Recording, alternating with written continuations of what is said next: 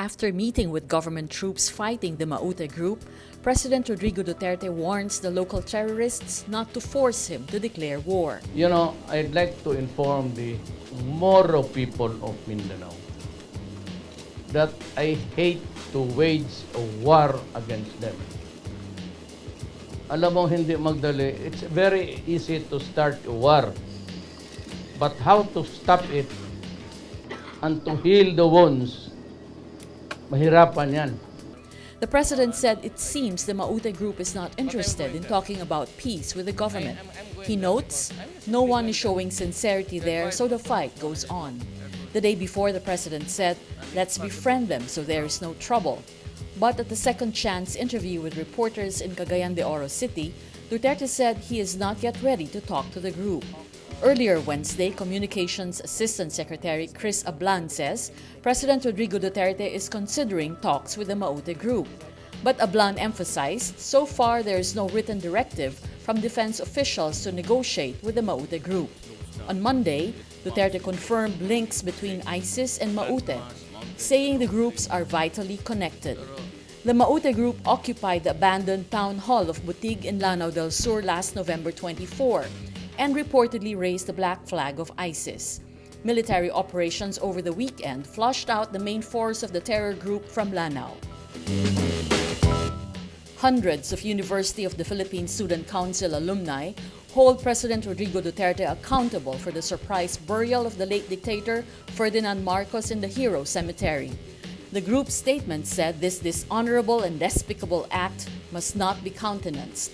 We hold President Rodrigo Duterte directly responsible.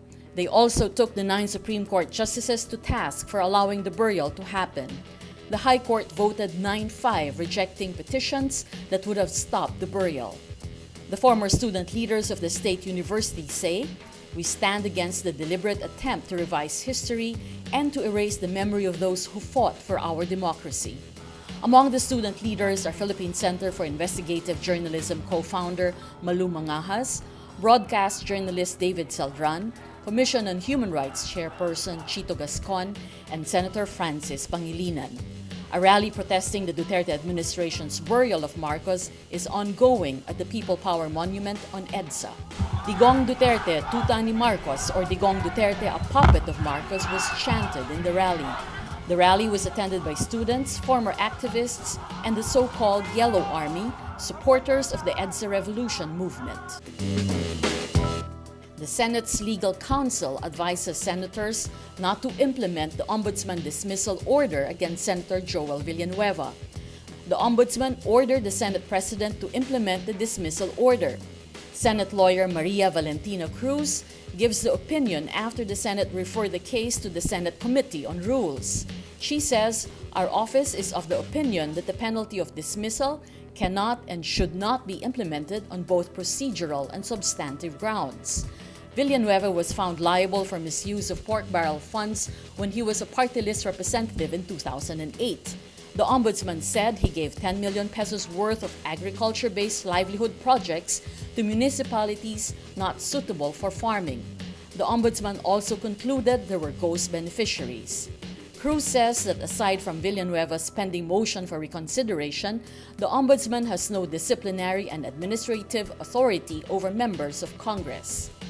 Cruz said that for Villanueva to be expelled from the Senate, there should first be an ethics complaint against him. There is no pending ethics case against the senator. Earlier, the Anti-Graft Court Sandigan Bayan ordered the preventive suspension of Senator J.V. Ejercito for alleged misuse of funds when he was San Juan City representative. Ejercito voluntarily served his suspension.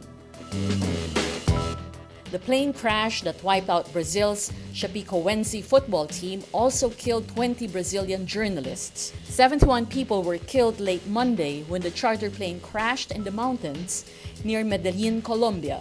Most of the attention was focused on the football players traveling to play in a regional tournament, but the flight also included a large number of journalists covering the match. One of them, Mario Serio, was a well-known on-air commentator and former Brazilian international football player. One of the 6 survivors was a journalist. Another journalist who was on the passenger manifest missed his flight. President Barack Obama says his wife Michelle will never run for office. In an interview with Rolling Stone magazine on the day after Donald Trump's surprise win, Obama responded to speculation the First Lady should throw her hat into the ring. He says she's very talented but adds, "I joke that she's too sensible to want to be in politics." Her confidence and style struck a strong chord on the campaign trail where she supported Hillary Clinton. Obama, who will be 53 when she leaves the White House, is the first Black First Lady in American history. A recent Gallup survey says she enjoys a 79% approval rating, making her more popular than her husband, the first African-American president of the United States. Michelle Obama repeatedly said she would not follow in the footsteps of Hillary Clinton.